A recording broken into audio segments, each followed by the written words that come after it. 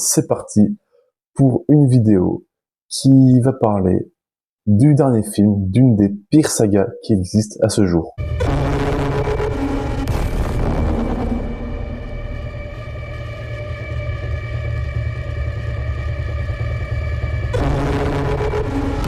Salut à tous, c'est El Critico et aujourd'hui on se retrouve pour une toute nouvelle vidéo.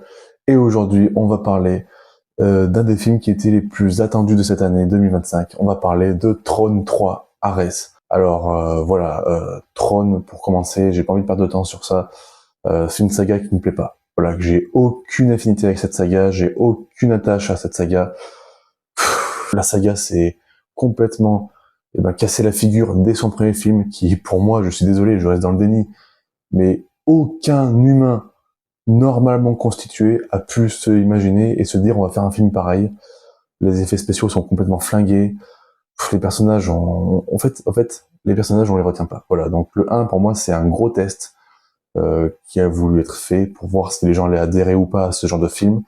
Malgré le fait que le film soit très très mal fait, on est passé au deuxième, Trône l'héritage, qui est vraiment aussi encore plus mauvais que le premier, qui là sur les effets spéciaux était plus correct et pas meilleur parce que ok, pour l'année 2010 où le film a été réalisé, en effet les effets spéciaux sont plutôt bons, mais alors les gars sur la fin il y a des images de synthèse qui ressortent, enfin ça donne n'importe quoi, et puis le scénario, l'histoire, les personnages du 2 sont encore plus nuls que ceux du 1 quoi. Enfin c'est un truc de fou d'avoir fait deux films aussi mauvais et de se dire derrière on va en faire un troisième. Sauf que pour ce Trône Ares, j'avais un petit espoir, un infime espoir que le film soit mature, qu'ils arrêtent avec l'humour lourd, qu'ils arrêtent avec des personnages creux, plats, qui servent à rien, qu'ils fassent enfin une vraie histoire. En plus, c'est le jeu Trône qui va s'inviter dans le monde réel, qui va foutre le bazar.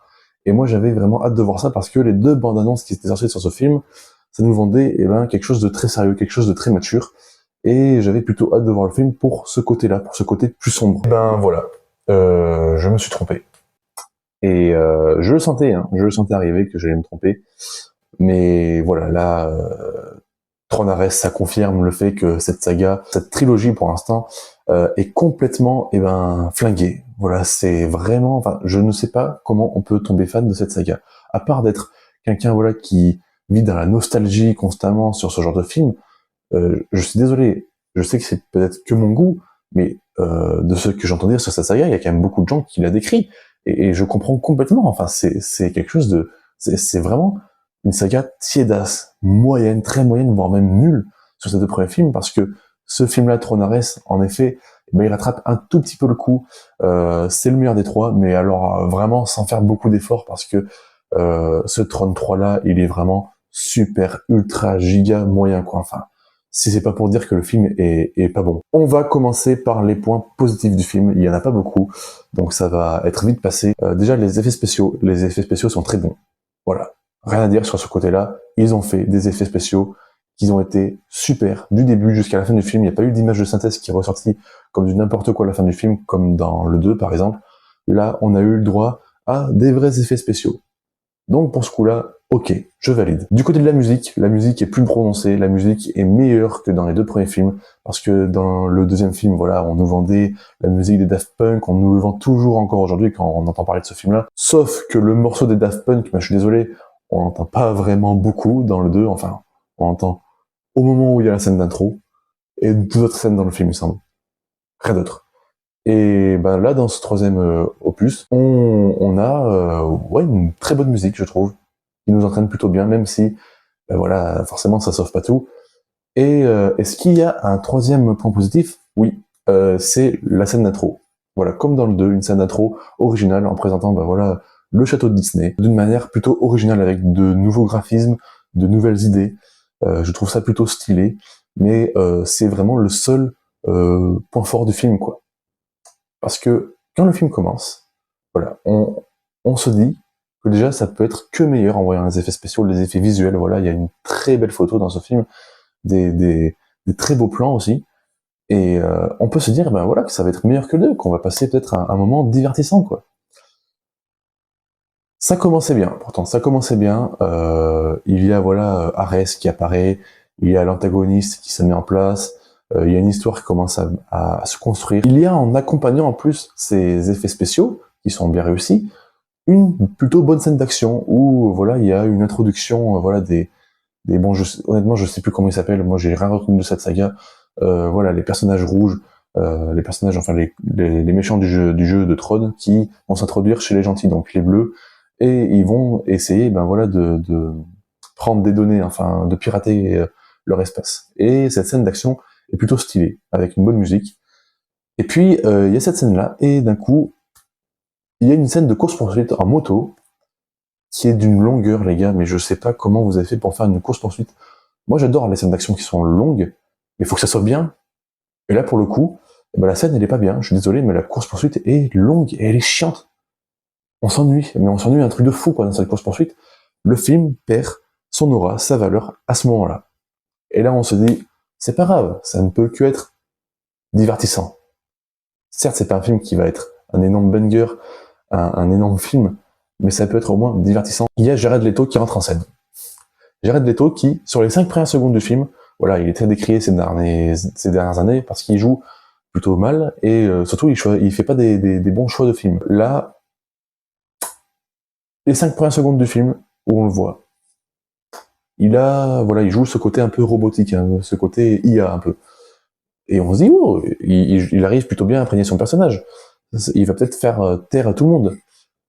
Bah en fait, au moment où il arrive dans le monde réel, parce que oui, forcément, vu que le jeu Tron arrive dans le monde réel, lui aussi, bah là, tout part en live, quoi. Enfin, on a l'impression de regarder un film pour enfants de 5 ans, alors que Tron, je suis désolé, mais comment la bande-annonce le présente, en plus l'univers qu'il y a dans Tron, je suis désolé, mais c'est pour un public plus mature de base, c'est pas forcément des films où tu peux tout le temps introduire des blagues d'enfants de 5 ans, quoi. J'avais l'impression de regarder un film Sonic. Avec Jared Leto, il nous fait des blagues sur la musique, sur les années 80. Enfin, franchement, c'est pas possible, quoi. Jared Leto, au bout d'un moment, mec, va falloir te remettre en question et commence à jouer dans des films d'auteur pour te rattraper, parce que c'est pas possible de jouer dans des films de saga à chaque fois et de faire tout le temps des films enfin, ultra moyens comme ça, quoi, même voire nuls. Donc déjà, il y a ce côté-là qui désigne complètement le film. Tout le côté sérieux, ben, prend un coup d'aspi et on n'a aucun moment sérieux dans le film. Et je suis désolé, mais purée, Disney aussi. Cette année, vous avez fait fort, hein. Blanche-Neige, le remake. Alors malgré voilà que ça a été le film le plus critiqué, je trouve que c'est quand même le plus correct des autres films qui sont sortis cette année. On a ensuite eu Lilo et Stitch, qui est un film mais atroce, enfin un remake atroce. Et là, vous nous mettez Tron Ares, mais les gars, mais vous êtes des champions pour les films nuls comme ça, quoi. Enfin, c'est incroyable. C'est incroyable de sortir 3 ultimes navets comme ça. Vous avez toujours pas compris vos erreurs, en fait. Tron, c'est un test. C'est un test qu'ils ont voulu faire évoluer. Mais ça ne marche pas, les gars. Ça ne marche pas. Arrêtez de forcer. Et en plus, comme si ça suffisait pas, ces 3 films-là, ils vont nous en faire un 4e probablement. Cette année, Disney, mais c'est incroyable, quoi. Vous nous prenez vraiment pour des ordures. Bon, pour être poli, j'ai pas envie de dire de gros mots, j'ai envie de m'abstenir. Mais c'est incroyable, quoi. Comment vous fichez de nous, quoi. Vous vous foutez complètement de votre public, c'est incroyable. Comment vous pouvez sortir des boosts pareils, quoi. C'est complètement fou. Tron Ares n'a aucune personnalité. Je le redis, hein, le seul point fort du film, c'est les effets spéciaux. Mais pour être pris, voilà, dans les instants où il y a des combats, des scènes d'action, il faut que le film soit bien. Et le film n'est pas bien. Donc on n'est pas pris dans les scènes d'action. Et du coup, on trouve des scènes d'action cringe. Et en plus, c'est du vu et revu à chaque fois. J'avais un infime espoir. Je savais que ce film, ça pouvait être moyen, mais pas aussi nul, quoi. Il faut arrêter de prendre les gens pour des enflures comme ça, quoi. Arrêtez de prendre votre public pour des idiots. Arrêtez ça, Disney. Vous êtes fous, quoi. Vous avez pété un câble, ou quoi. Qu'est-ce qui vous arrive de produire des films pareils? Et en plus, vous avez le culot de nous mettre une scène post-générique à la fin de ce film-là et de nous annoncer un 4e film. Et vous êtes mal boule, quoi. Vous voulez vous couler. Je doute hein, que ce Tron-là va vraiment être rentable au box-office, parce que ça a dû coûter des millions. Je me suis pas renseigné sur le film, j'avais pas envie de me renseigner. Mais mais je pense qu'il a coûté vers les 100 et quelques millions. Même plus. Je sais pas si ce film va faire, ben voilà, le bon nombre d'entrées pour qu'il soit rentable. Le dernier film est sorti en 2010, vous en sortez en 2025, les gars. 15 ans après. Mais vous êtes des fous, quoi. Vous avez pété un plomb. Enfin bref, moi, c'est des choses qui me dépassent. Je ne vous conseille évidemment pas d'aller voir ce film-là. Voilà, on va s'arrêter à là maintenant, parce que sinon je vais commencer à partir dans tous les sens. Moi, ce que je vous conseille en cette semaine de sortie de film au cinéma le 8 octobre, je vous conseille Nouvelle Vague de Richard Linklater, qui est vraiment un bon film, mais pas d'aller voir ce film-là. Voilà, n'allez pas voir Tronares.